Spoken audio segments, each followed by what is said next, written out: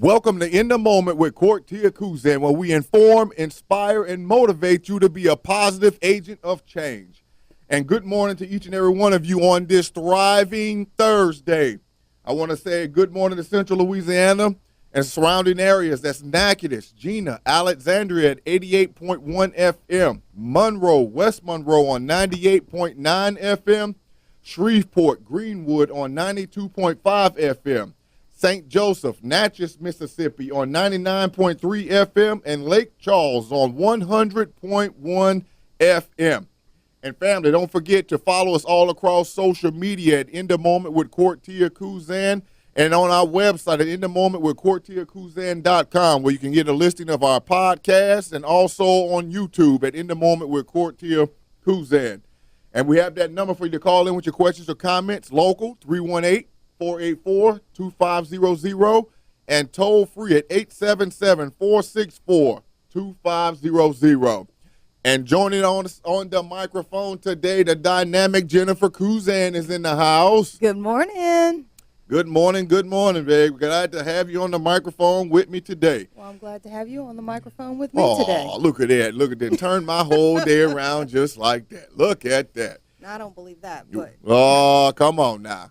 But look, definitely today on this Thriving Thursday, we're going to be touching on subject matter I'm really sure that's going to hit close to home with, well, if not most people, but probably everyone that's under the sound of our voice today. And that's going to be, we're going to be discussing, a negative self-image. And, I would definitely say that a negative self-image has, at least at one time in, each and every one of our lives, has actually come into play. I mean, it really, really has. Yes, it has. And, if you're not really sure as far as like the negative self-image, well, think of it as being, that low self-esteem. Exactly. Okay. Now, really thinking about this, all right, your low self-esteem is actually, pretty much the opinion that you have of yourself, okay? Really, if you truly think about it, when you do have a low self-esteem, it's how you're actually going to see yourself. That's right. All right? And then definitely people that have a high self-esteem, they value themselves, they look at the achievements and everything that they've actually, accomplished in life, and, they use those to actually catapult them forward. But, someone that usually lacks confidence or have a low self-esteem, I mean, well, they're unhappy. They're not satisfied with life. They feel like they're stuck. I mean, it's just like, I don't know, it's almost like a reference like that, what is it, like Groundhog. You know how they do that February 2nd to see if he's going to come out or just stay back in and go back in once he sees his shadow. It's almost like your self-esteem is so low that, you even want to shy away, from your shadow, shy away from even looking at yourself in the mirror, And I know that sounds like a little far-fetched, but there are a lot of people out there that really suffer with these type of things of dealing with, who they truly are. It really isn't that what did you just say? It's not really that far-fetched. Mm-hmm. There are a lot of people who see themselves in the mirror, but they don't see themselves. That's really good. That's good. Did you hear what you just said? People see themselves in the mirror, but really don't see themselves. I mean, it's basically what we just said about and seeing who they really are. They see this false representation that they've crafted in their minds. Exactly. They see what they have crafted as what they look like, what they should act like. It's how they have. It's a negative, exactly, representation of what they see. It's what they have put themselves up there as. I mean, and then definitely they really start to they criticize themselves to a point of. What can I say? Criticism that brings on like paralysis or whatever in their life, to where it just seems like before they do anything, even though they may be qualified to do, whether it's on a job, be able to do something where it's at school, something in the family, it's like they get up to on this. Let's just say if you get up on like this a high, you have this high going on, but you look at yourself in the mirror, and it's almost like you kind of criticize yourself to the point of getting rid of all of that positive, just so you're not able to do anything. Right. And like I said, it's like and it sounds strange. It may sound strange to some of you, and a lot of you may not have even gone through what you would consider this bout of, having, self-esteem issues. Yeah, self-esteem issues. Having a negative self-image. But and with some people, it's very, very subtle. Not each and every person unfortunately, growing up in life, have had those people that, hey, pushing you this, you can do it. Right. You're great at this, handsome, beautiful, whatever it is, the people say. A lot of people have not had that. And the thing is that the people that have had, those positive reinforcements in life, you may have had like a little stumble where you had, the quote unquote little bad day of you didn't think you could accomplish this. You looked at yourself in light, in the wrong type of light. But it was something that was brief and something that passed. Almost as soon as it happened, it really passed. But then you have individuals that live in that state on a daily basis. That's right. And I mean, I know we've talked about, you've heard so much about this like opioid addiction and everything. But look, I'm just going to let you know is that a lot of the people that are, connected with all of these drugs and stuff are people that are dealing with these negative self-images, the low self-esteem, and they've actually, basically gone on, it goes with bouts of depression. I mean, it's all connected. Yes, it is. And then definitely it's one thing to actually say it, but to actually see it at work in someone's life. I mean, it's really, I don't even know how to really verbalize this. It's almost like you're looking at an individual, you see, if you're looking at the exterior view, okay, like a lot of people do, unfortunately. If you look at the exterior view, and they have pleasant features, and they present. It seems to me like they present themselves in a good light, and then of course they're able to get in a group of people, and they seem like to be able to connect with people. But you know how you always look at someone, you can just tell that something might be off with that person, right? And then all of a sudden, if you pay attention just enough, that when they get out of the presence of some people, it's like they've done all they could to hold up this superficial shell of who they're trying to be, and then when when they're out of the sight of people, it's like they just break down, and the walls come crashing in on their lives. I mean, it's something to see something happen with that person, and then within ourselves, for people like you and I, and some of the people under the sound of our voices, to where they see this greatness that's on the inside of these people, and then you start wondering, wow, why aren't they seeing or tapping into what we see, on the inside of them. And it's because they don't see it. It's that negative self-reflection that they see that they can't accomplish it. I mean, it really does go back to, before that analogy that you had used, on a few weeks ago about with the goat, how when the goat got trapped in the hole, and then the farmer said, well, I'm not able to get him out. So, I'm just going to go ahead and bury him in the hole. Yeah. And he just kept throwing the dirt down, and the goat kept packing it down and getting up, and eventually got out. But a lot of people with that like negative self-image, that low self-esteem, I mean, instead of packing the dirt down to help them get out of their mental state of where they are, they just basically just take it. It's like they're preparing, that low self-esteem grave. I mean, that's pretty much the only way I can really verbalize that. Right. But it's something that, like I said, that needs to really be addressed and pointed out, and it's something that really needs to be done. And like for parents that are out there right now, we've said before, for whatever reason, when you're talking to your kids, okay, this is real deal. When you're talking to your kids, all right, this is going to help you right now in your moment. And, a red flag to me, and I know to my wife, that when you always talk to your child and they always say everything's fine all the time, everything's fine, to me, that's a red flag, okay? Nothing's ever going to be fine with someone 24 hours a day, 7 days a week. You're going to have that little bump per se in the road. Okay? Yeah, this is the road of life. Yeah, and this is the road of life, all right? These bumps don't stop. I would love to get on this nice paved highway, the narrow highway, of course, but we all have highs and lows that we go through. Absolutely. And I mean, sometimes it's like you're going off road to where it's always bouncing. But look, we're talking about a negative self-image, and God is allowing you to know He's going to reach you right where you are in that area in this moment. So stay tuned, and we come right back on this after the break. Welcome back to In the Moment with Kortia Kuzan. Hey, this is Thriving Thursday. We're going to break all those bondages, all those shackles of what? A negative self-image. Because God wants to see that you're wondrously made in Him. And look, since we're talking about a negative self-image, like I said, each and every one of us have gone through our own bouts that we've had with that negative self-image, or as you want to probably say, a low self-esteem.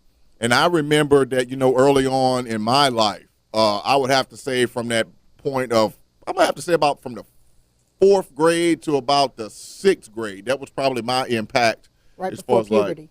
yeah, pretty much like most people, right before puberty really happens, before. When you're trying to find your identity. Exactly. You're trying to find where you fit in, and everything's changing. Exactly.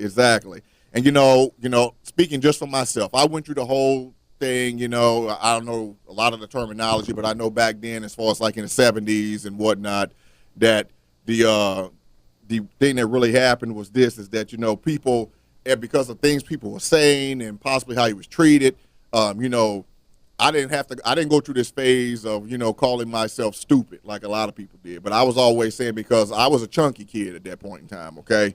And I was always saying, look at you, you're fat, you're ugly and stuff. Basically, look, and you might be freakish compared to the other people that are around you, because you get around a certain, what is it? I was just talking about this. I think I mentioned this yesterday to David, and he said, man, when you get to that junior high level, it's just like kids are tough. Kids are mean. Kids are tough. Kids are mean. Yeah. And really, depending upon how a child, or if you were at that time, and this may refer to you, because like I said, it referred to me, and how it really can set the stage for your life for like years to come. It can. And it really hinders a lot of people to really get over that certain stigma, And it sounds really funny, but myself personally, when I guess you could say puberty kicked in, and my puberty kicked in like earlier than my peers. I mean, you're looking at, I would say that 11 years of age, I was like, my growth spurt and all of that kicked in. I was like 5'10" at 11 years of age, okay? And by the time I was 13, I was fully grown, 6'3". All right, so you can imagine, walking down the hallways, I'm looking down on everyone and looking like this big giant walking through. Right. And then, of course, you get the thing, Jolly Green Giant, look who killed Jack, or watch he's falling from the beanstalk. I was hearing all of this stuff, right? Wow. But, it really came to play to make you think that, something was actually wrong with you. And then, of course, once it got to the point of, athletics got around, then, things started melting out. And then when people got into high school and they started to catch up to you, you kind of transitioned to thinking everything was pretty much okay. But how many of us right now are still holding on to things that happened that far back in our past that's actually, still affecting us, today? I mean, are we still looking at the image of this like 11 to 13-year-old kid when we go into the mirror? I'd say we all do. Okay. I'd say we all do. We all carry with us that same image until we choose to see something different. Mm-hmm. Mm-hmm. What do you think? How does that image actually change? I mean, for some people, there are people right now. Just for instance, from the when we went to like the last class reunion that we went to, my class reunion. Okay, and watching some of the individuals up in there was still, and I'm not going to just say women. I'm just going to talk about guys. I still saw guys that were dealing with like an inferiority complex. Just because they were in the presence of certain people, just like they was acting the same way like when they were in high school, like, okay, this is the jock, this is the prep, or whatever like that. Some people just don't grow up, though. That's true. Some people just don't grow up. That's a maturity issue. Hey. But self-esteem it touches my heart. It's very close to my heart, because I have had problems with self-esteem for years and years and years and years. Mm-hmm. And it's because, and just like with everybody, it's something negative that has happened in our lives that we have held on to. So any kind of mental abuse, physical abuse, sexual abuse, emotional abuse, those spiritual abuse. Spiritual abuse. When you didn't know about spiritual abuse, really, spiritual abuse, things you just did not know would affect you as a child. And when I'm going to speak for myself, growing up, your parents, your extended family, your friends, they didn't know anything about that. It wasn't one of those things, we know now type things. Right. So whatever was said, and it was expected, so. Yeah, and a lot of things that how, my wife's talking about, she dealt with it like the low self-esteem like for years and everything. And I know as far as like with myself, early on in life, you got to think as far as like I said, I was a chunky kid and everything growing up until, puberty kicked in and I got into sports. And then, everyone that was trying to talk about you was trying to pat you on the back and everything after that, But then my whole realm of things is that I think a lot of my issues growing up and through life, possibly all the way up until, I don't know, right before graduating high school, was just because of how I was raised to deal with stuff in my family. Mm-hmm. It was like, okay, if something horrific happened to you, I mean, we were literally raised, okay, let me just talk about the men in my family. We were literally raised, hey, it happened, deal with it, move on. Don't try to address it. Don't try to find out why it happened. Just deal with it and move on. Okay, that was it. Let's just get past it. So basically all you were doing was piling one emotion on top of another and bottling it up inside. That's it. And a lot of men right now that are listening to that, I know exactly where you are, okay? Because right now, and I can tell you're probably under that mindset, and some of you may actually be passing that on to your sons out there that are parents. And some of you right now that may be young men listening to this, you've been trying to figure out, how am I dealing with this? And, we've got to break this cycle of trying to always, okay, we're going to cover up one bad experience with another bad experience. And then a lot of people, when they do that, okay, it's like you become a ticking time bomb. And that's why when you hear people always talking about when something happens with a person where it just seems like all of a sudden they just blow up, okay? They just have this emotional explosion. Right. People look at it and say, like, I never saw that. I never would have thought they would have did something like that. Well, you don't really know the extent of, the negative, self-image or the low self-esteem that people are trying to pack away and try to hide, because it's just like a closet. Just like when my kids was growing up and just like you can only try to shove so much stuff in the closet before everything comes falling out. That's it, before you're not able to close that door and it just busts wide open. That's okay? Right. And it's just like with the the negative emotions that you've had, the low self-esteem, the attacks that you've had from this. When you don't deal with these things, just like in the closet, when you don't take out that article of clothing, when you don't take out that toy, whatever it may be, and you put it in its proper place and you deal with it, then what? It's really going to come back on you like a flood, all right? Yeah, that's very true. And it's going to come back when you're not expecting it. Exactly. That is so key, what she just said. It's never going to – see, we get to the point to where – wow, we get up and not only are we trying to put up this fake facade, this superficial shell in front of everyone when we're screaming on the inside, but then you've got the work of not only doing that, but then you've got the work of trying to hold your emotional state in check, and it's something to where you can be in the presence of someone, and this has happened to me many, many times, to be talking with an individual, and I'm talking this is male and female, and you're talking and you're laughing, and you seem to be having a good time, and then all of a sudden this individual just breaks down and cries, just like out of the blue. And you're like, what is really going on with this person, okay? And you're trying to figure out what's happening. And then, they just, as usual with people with low self-esteem, they try to play it off, okay? Right. They're going to play it off or make a joke about it. They're going to have an excuse. Always have an excuse. Always have some type of excuse. I mean, just to bottle it back up again. And this is probably going to be hard for some people to actually hear, but I really equate low self-esteem. Okay, listen to this. You're going to see where I'm going with this. I literally equate low self-esteem to the realm of someone on the outside that's actually physically and emotionally abusing a person, because it's like you abusing yourself in that capacity. I agree. And literally, it's like, okay, the person that's abusing you from the outside, they're pretty much going to have to do things to find out what your buttons are, so they can learn to hit this button or that button. But you already know your buttons. But you already know your buttons. And it's, we were talking the other day about how when you're abused, when you're in an abusive relationship, whether it's verbal, physical, whatever. We talked about that the other day, how it becomes your norm. And it's the same thing with yourself. You emotionally, mentally abuse yourself so much that it becomes the norm. Exactly. And I mean, look, family, I'm just letting you know right now, nobody, we're trying to not put a press on anyone, but definitely we want to break this low self-esteem, this negative self-image that the enemy's been trying to put on you. And God's letting you know he's right there in your moment right now. So look, we're going to take this break and we'll be right back. Stay in your moment.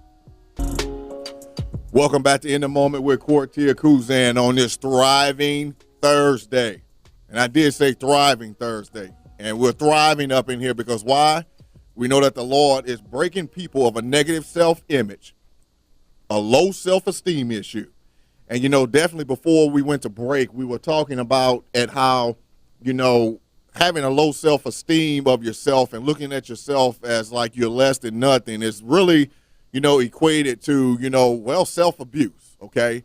It really, really is. And how, we were going back and forth, my wife and I, an abuser in the natural. It takes that abuser time to actually find out what are your little push buttons, how to keep you in control, to keep you under their thumb. But, of course, a self-abuser, you know exactly what it takes to really keep yourself down. I mean, you know yourself, or I'm going to say you should know yourself. And, a lot of people, like I said, they do things as far as like with drugs, with alcohol. They try to find some type of release as far as like with love and sleeping around with people. They got people out there that are cutting themselves, Basically, they become self-destructive. Exactly. They become self-destructive. In whatever way, because it could be eating disorders. It could be. You're exactly right. It could be mutilation is what's coming to mind. But the cutting yourself, always trying to do something to make you better that you think is going to make you better. Exactly. And it's amazing that you just said that because it just came into my mindset of, and how even when this is a form of having a person to have low self-esteem as well. When parents or individuals out there and they're talking to like a kid, I'm just taking it back to a moment that I had in high school, okay, to where the parents of this girl that was a friend of mine, okay, I was playing football, she was playing softball. I was going to say baseball, but it was softball in high school for the girls and stuff. But she was basically, and I found this out later because, a lot of the girls that I went to high school with, of course, went to school with them since like kindergarten. So they were like sisters, all right? And then all of a sudden, I was taking note of her one day, and I just noticed that she was getting tired and she was looking kind of strange in her face, but she was getting, I don't know, you want to say athletic. Most people that don't know will always say, wow, she's got a real athletic build. But to me, I was just like, wow, she just seems to be getting really skinny or something like that. And so after football practice, they would be practicing. I would say, such and such, I mean, what's going on? She was like, well, what you mean?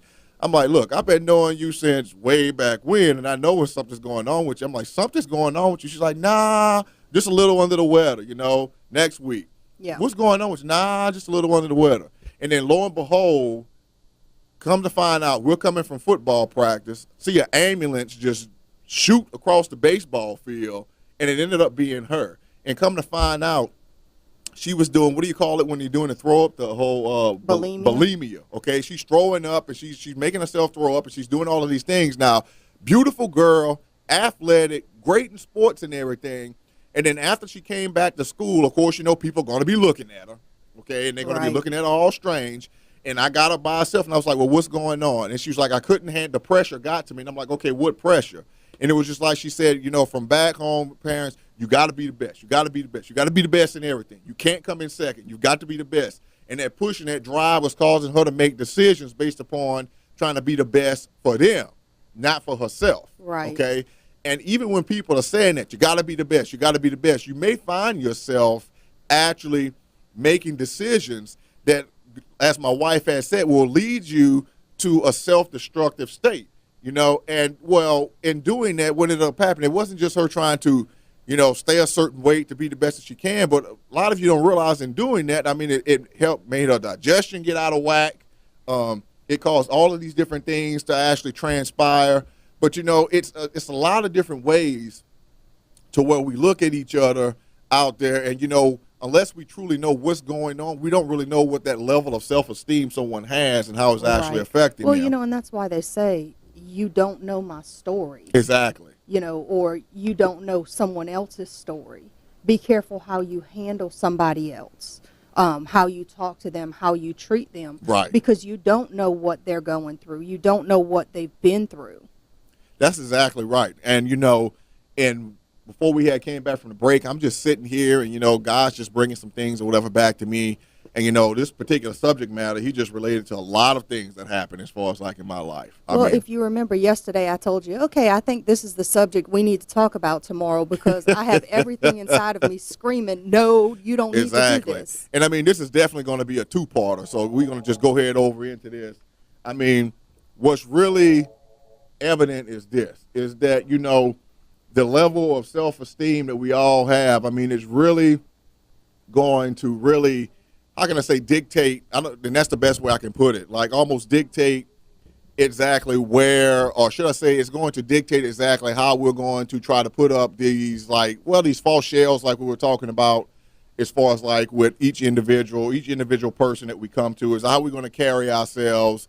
It's how we're going to look at ourselves. And, and my wife, she can definitely testify to this because, there are a lot of people out there. You might say, well, how's this a low self-esteem? But, it's basically like my friend I just talked about it, how she always had to prove herself just because of, like I said, how I was raised and the standard that I was supposed to hold up, as far as like being like one of the oldest cousins and all of this like that, right?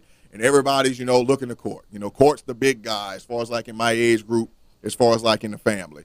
And, she'll definitely tell you, a lot of people dealt with different addictions, okay? Yes. Whether it was drugs, whether it was alcohol, sexual stuff, whatever it may be. But, the strangest thing, and I think I may have shared, my addiction, did I touch into those things? Absolutely. Yes, I did. Never going to try to tell you that God didn't heal me from a lot of things. But my biggest addiction was this. My biggest addiction was actually fighting, okay? It really, really was in the realm of fighting.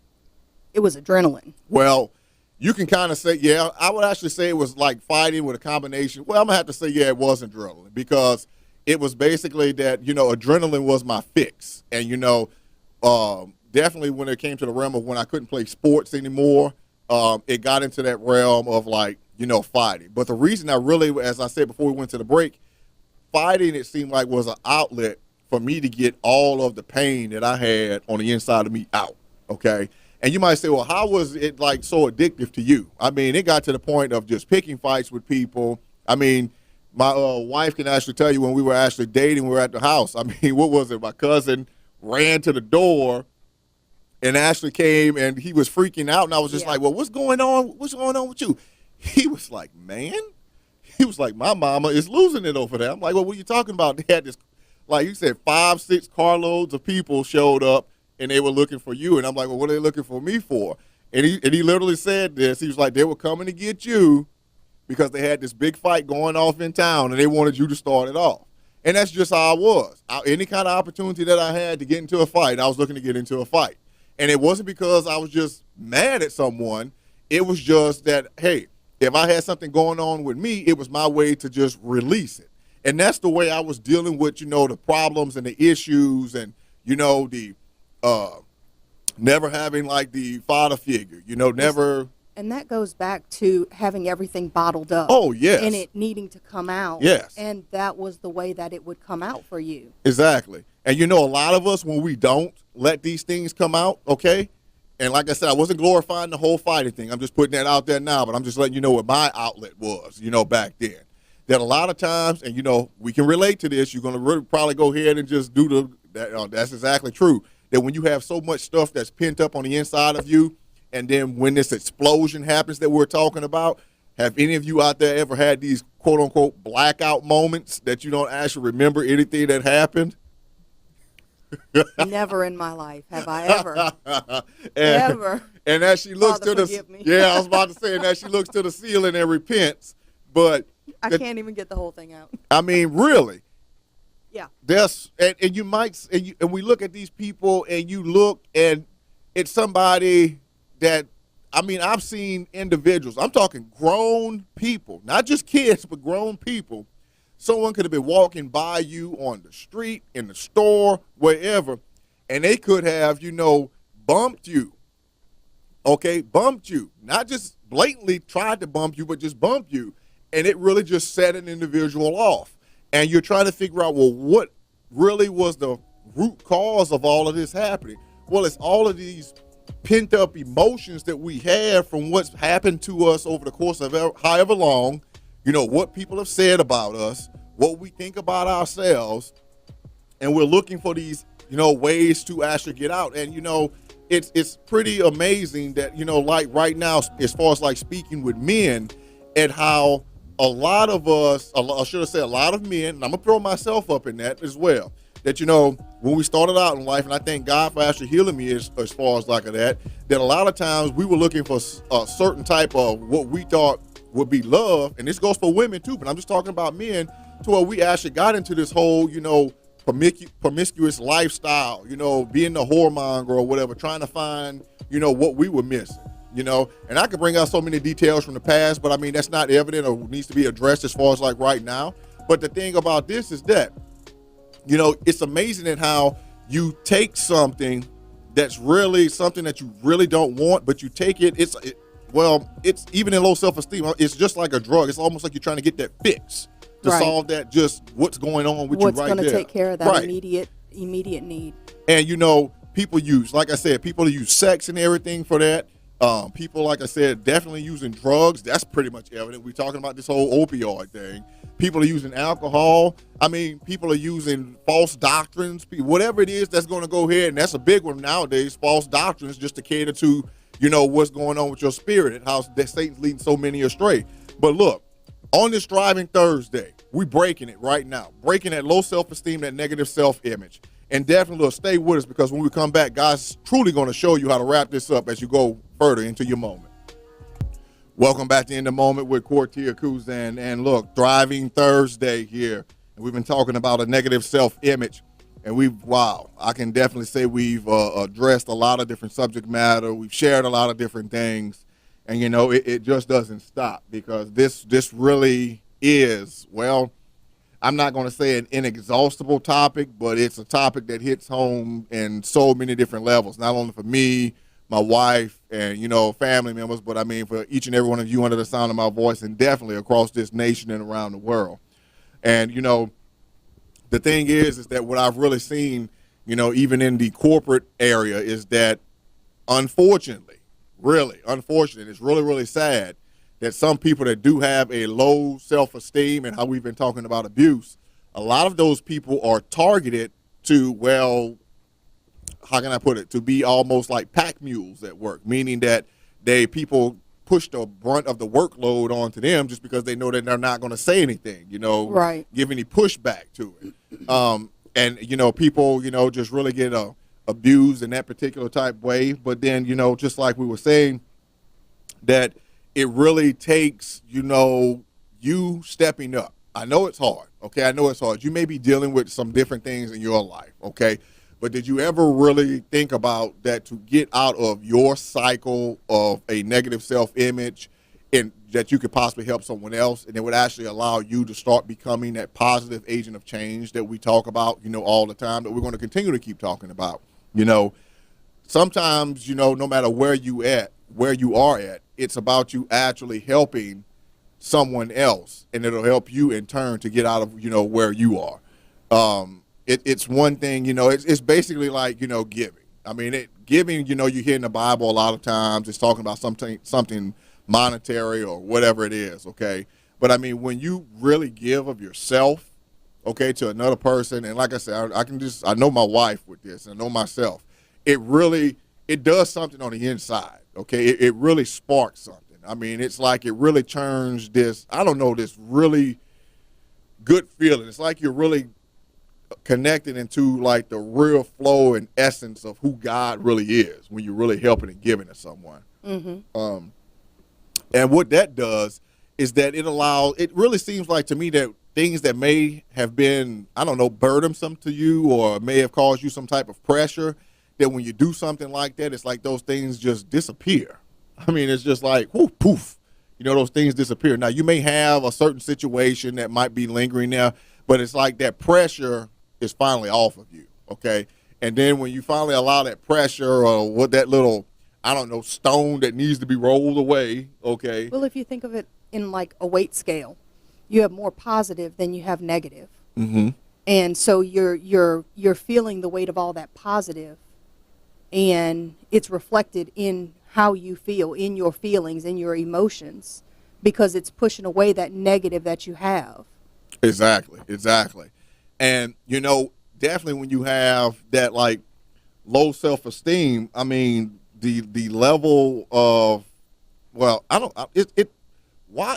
Okay, let me just start over. It's not, self-criticism is just like an understatement. I'm trying to put it in a context or in a way that it's almost like, to me, it seems like this. You can tell me if you agree with this or not. It's almost like when someone is in a really negative, has a negative self-image or low self-esteem, it's like they have to go through this checklist that they've made for themselves every single day to make sure that they're hitting this like low self-esteem mark each and every day. All right. It really, really seems that way. Whether it's like, I've seen individuals with their self-esteem has been so small that they actually even focus on how they walk when they're like going somewhere. You know, you've ever seen those people that seem to keep their heads down and they're always looking at things that are going on. How they, when they get in the presence of some people, they change their body posture. Yeah, I'm just, like I said, you already know I'm a people watcher, so I look for all those different things. So, you know, it's a lot of how they really put on this phase of try to like be a chameleon, as you want to say, around people. I guess that's the best way for me to break that down. I got the chameleon thing. Okay, there you go. Okay, now we're on the same page. Okay. You know, to actually be a chameleon, to try to actually, you know, fit in, you know, to have this disguise of trying to be something that everyone else wants them to be. And, you know, it's it's almost just like a change of clothes. It's like we're going to the closet and you're trying to see, okay, what are they going to want to see today? And then you take that, you know, personality or whatever it is out and literally, and you're doing that for so long. And, you know, there are so many people who do that. Not just, I mean, adults do it all the time. All the time. But there are a lot of kids doing that too. Right. Especially kids because of the peer pressure. Right, right. And, you know, we have, like I said, things that are going on as far as like, you know, with our youngest daughter, you know, with all of our daughters, you know, with our son and some of the stories or whatever they're shared. And it's like, you know, you've got one person that wanted to be your best friend this week. You know, a month from now, they want to be your enemy. Right. And then, you know, a month from that, they've switched over to this different group. And then it's like you're trying to figure out, well, okay, well, wow, they're going through a type of social type schizophrenia almost. Right. And, you know, it's really, we know that kids, when they're in that stage of puberty, they're really trying to find themselves. But, you know, parents, you can help guide your children. Okay, you can't just tell them, okay, this is what you are going to be, and, you know, that's it. Because you actually I can. Oh, listen to her. Look, I tell you, it's we just can't actually tell our kids exactly what they're going to be. But, you know, as far as like listening to God and how he's actually, you know, as parents allowing us to help guide them, we can help guide them in that direction. But ultimately, it's going to be their choice. The book of Proverbs says that about the arrows, we're supposed to shoot our children in the right direction. Right, right. We're not supposed to run their life. Well, we're supposed to guide them in the right life. We're not supposed to tell them what they're going to do, but we need to guide them into what they're good at, you know, what the will of God is for their life, and in the direction that, you know, is going to be the best for them. Right. And then, you know, definitely what she's saying about Proverbs, you know, Scripture lets us know also about, you know, training a child up in the way that they should go, and when they're old, they will not depart from it. Right. And when you lay that foundation down, it's going to alleviate and take away, okay, a lot of these negative self-images, okay, a lot of this low self-esteem. And it's not just with children, okay? And see, this is the one thing that we really don't get, okay? A lot of us right now as parents, like I said, I've got a couple kids that are in their 20s, my wife and I, and of course, that process doesn't stop, all right? You, until, you know, and if you're being real about it, you're you're a child always, okay? You are a child always. You really are, because you're a child of God. That's it. That's it. Now, I tell someone, people all the time, I'm like, okay, you show me anywhere in God's word where it says adult of God. Anywhere. And it will just turn so many different things around as far as like in my life. Anywhere. When you are his That's right. child. That's child of God. And, you know, it's amazing at how I was reading in Malachi chapter 2 last night, based upon the whole reading thing that came from, you know, Prophet Green, when he came there and he just gave the lowdown and said after that 6-month period how God's going to just really open up and do different things. And so I'm on the portion of the marriage, and when I read it in the Message version, okay, and it pertains to this or whatever right now, And I've tried to actually think, and this goes to a low self-esteem, and this helps at how you don't value your marriage. This is going to be for someone. This is going to really break and help some marriages right now to actually catapult it, okay? To where we wonder why God is so into marriage, all right, between the husband and the wife. And when I read that last night, oh my Lord, it was just like fireworks was going off. And like I said, I read it in the Message version. It starts like in chapter 2, verse 12, and you have to go down. But basically it was this, and how God is so intertwined into marriage. You might say, well, why is God intertwined into marriage? Because not only did he establish marriage in the beginning before there was even society, but he wants what comes from marriage. And you might say, well, what comes from marriage? Children of God.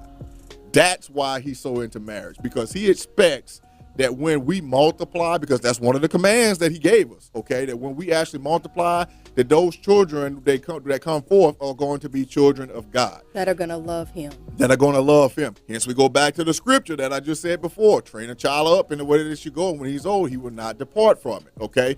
That's God's great joy, because God wants more of us to fellowship with him each in every generation. And that's my oldest daughter is looking at me with her mouth just totally dropped open. That's the exact same face I had last night when I was reading on this. But you want to know something? God's just allowing you to know right now just how involved he wants to be in your life. He wants to take everything away from you. He wants to get these burdens off you. He wants to strip away this low self-esteem, because why? You're made in the image and likeness of him. And look, tomorrow on Fire It Up Friday, we're going to jump right back into this. But look, stay in your moment. Take care. And God bless you, and we love you.